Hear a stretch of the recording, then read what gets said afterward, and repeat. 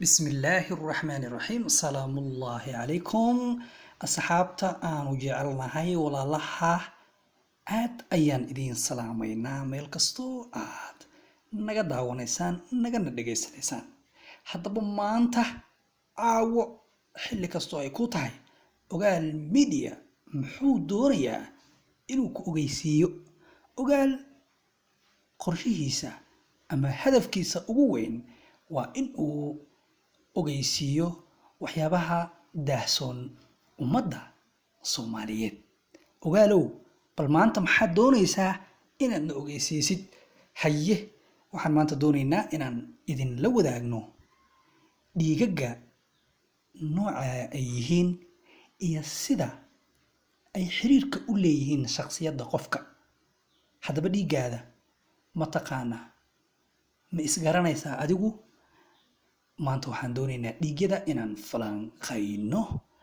waxaan ka hadli doonaa dhiigga qofka uu guursan karo ee ku habboon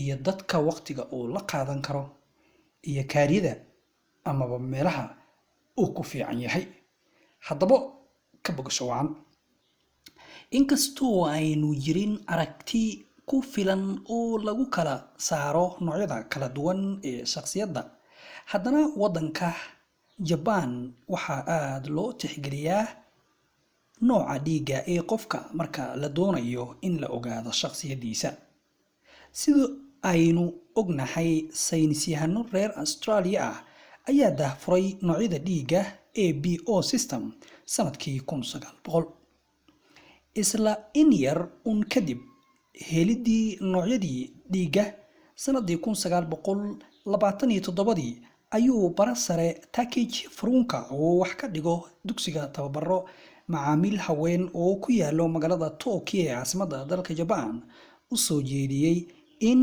xidhiidh ka dhaxeeyo noocyada dhiigga ee qofka iyo dabeecaddiisa iyo weliba hab dhaqankiisa wuxuu aragtidiisa ku taageeray tijaabooyin uu sameeyay in yar kadib aragtidii waxa ay noqotay mid ku fiday dalka Japan iyo inta u dhow inkastoo oo aan dunida reer galbeedka aad looga qaadan haddana waxaa si xawli ah looga fahmay wadamada qaaradda Aasiya gaar ahaan Japan iyo Koonfur Korea haddaba aan ku bilowno nooca dhiigga iyo shakhsiyadda qofka leh dadka dhiigoodu yahay nooca loo yaqaano waa dad naxariis badan dantooda ka horeysiyo danta dadka kale waa dad inta badan aan shucuurtooda laga dareemin si kastoo ay u murugaysan yihiin ama u naxsan yihiin waxaa ka muuqdo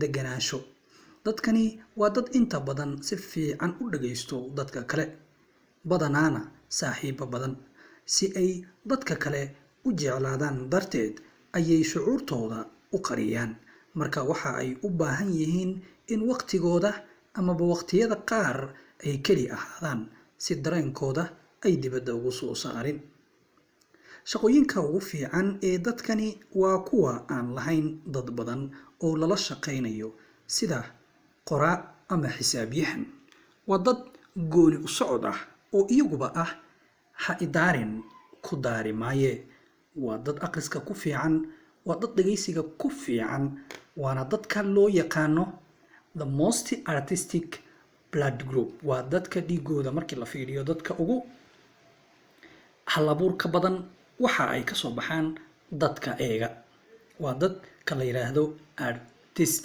waa dad mas'uuliyadda aad uga cararo haddii ay qabtaanna mas'uuliyadda si fiican uga soo baxo waa dad ay ku weyn tahay ballanta aan jeclayn hase yeeshee ka soo baxo haddaba dhanka jacaylka amaba guurka ka waran dadkan waxay aad isugu fahansan yihiin amaba ay isfahmaan dadka ay isku dhiigga yihiin iyo dadka dhiigooda yahay haddaba aan eegno nooca dhiigga B iyo shakhsiyadda qofka leh dadka leh dhiigga noocan ah waa dadka inta badan u saameeyaan xilka iyo qabashadiisa dadkani waxay kaga duwan yihiin kuwii in ay si dabiici ah aan iska keenid iyo yeelyeelid aysan ku jirin inay la macaamilaan dadka kale iyagoon isku dhibaynin doonayna in la jeclaado. La dhaqanka iyo maamulka dadka wax dhib ah kuma hayo qoladan. Wax weyn ayayna taraan marka ay maamulka qabtaan. Dadkan waxay aad isugu fiican yihiin amaba guur ahaan markii la dhaho ay ku fiican tahay dadka ay isku dhiiga yihiin. Aan eegno dhinaca nooca dhiiga AB iyo shakhsiyadiisa qofka kale. Dadka dhiiga noocan ah waa dad jecel xorriyadda iyo madax bannaanida.